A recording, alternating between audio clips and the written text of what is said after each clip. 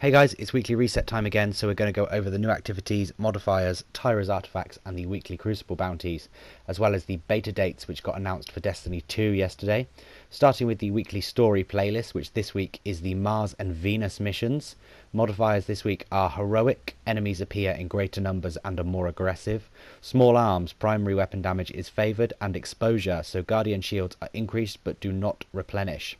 First completion of this guarantees you a treasure of the ages and 20 legendary marks for those first 5 completions.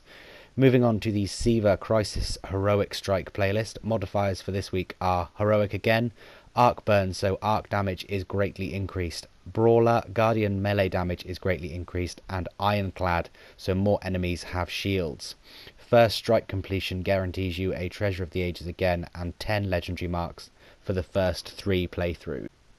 Moving on to the Nightfall Strike, which this week is the Undying Mind. Modifiers are epic, heavily shielded and highly aggressive enemies appear in greater numbers. Specialist, special weapon damage is favoured.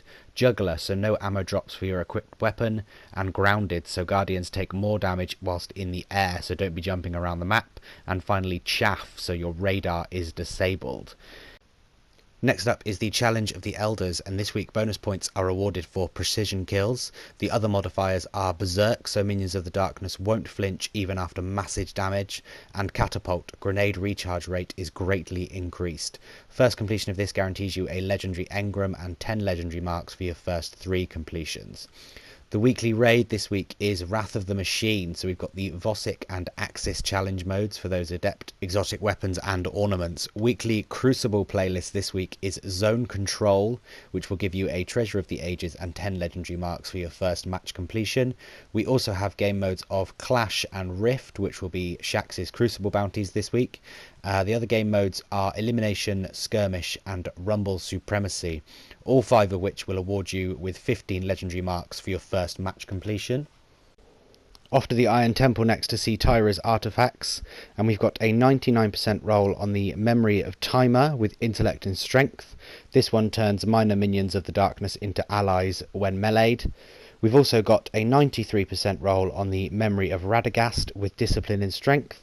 This one gives you the ability to reflect energy-based projectiles when guarding with a sword. You also get extra sword ammo with that one.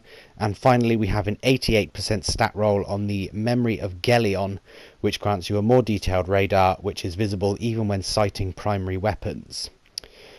I'm sure you guys already know by now, but the beta dates have been announced for Destiny 2, and they are as follows. July 18th for PS4, 19th for the Xbox, July 21st for the open beta, and late August for the PC beta.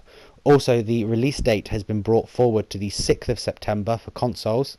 However, the release date for the PC users is October the 24th, so you're going to have to hang on a bit if you're playing Destiny 2 on the PC.